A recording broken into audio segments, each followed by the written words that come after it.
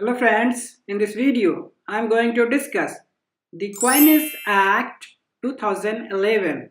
The Coinage Act enacted by Parliament in January 2012 to protect the coinage and to prohibit the melting or destruction of coins. The Act also prohibits the making or possession for issue. However, before discussing the provisions of the Act, let's understand first what is the Coinage Act 2011 all about.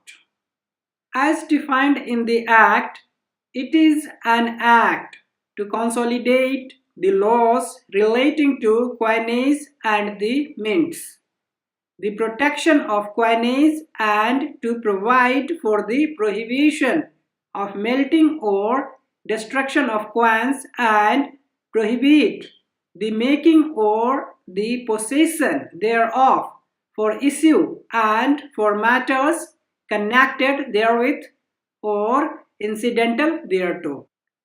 Now the question is, what is meaning of coins?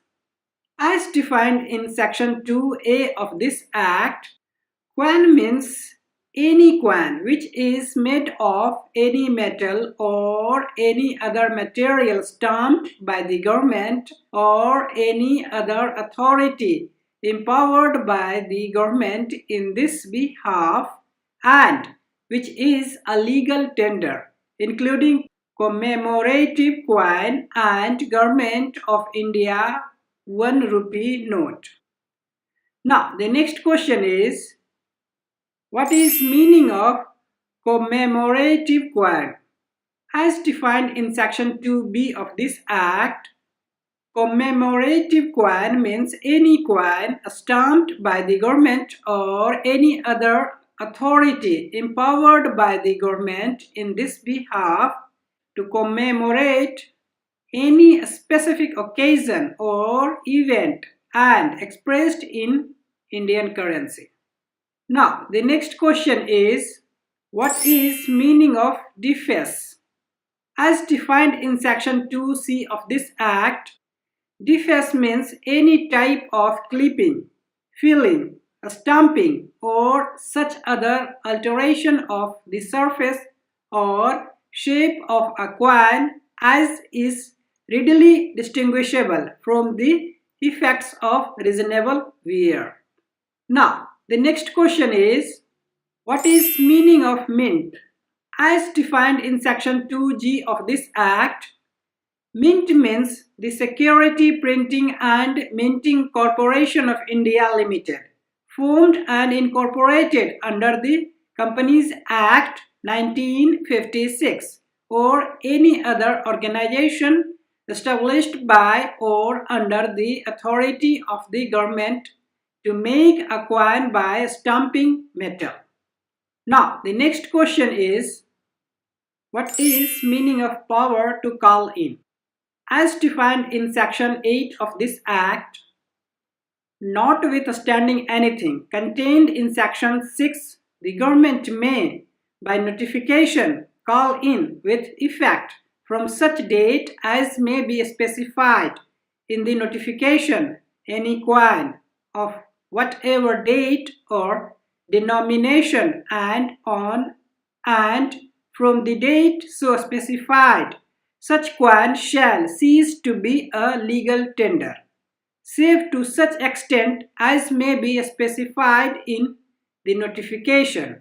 Now let's check out certain facts of this Act.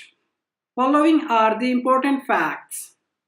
Government has the power to authorize certain person to cut, diminish or deface coins in certain circumstances. Section 9 of this Act. Next, government has the power to authorize certain person to cut or break counterfeit coins. Section 10 of this Act. Next, the mint may in writing authorize any other organization of the government to melt withdrawn coins or take any help of such organization for the said purpose, Section 11 of this Act.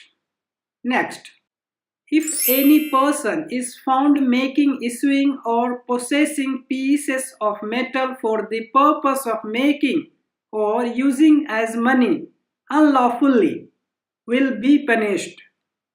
Section 14 of this Act. Next, any coin or metal in relation to which any offense under this Act has been committed shall be forfeited to the government. Section 17 of this Act. Last but not the least, notwithstanding anything contained in the Code of Criminal Procedure 1973, offences under this Act shall be cognizable and bailable, but shall not be compoundable. Section 19 of this Act. So, this is all about the Coinage Act 2011.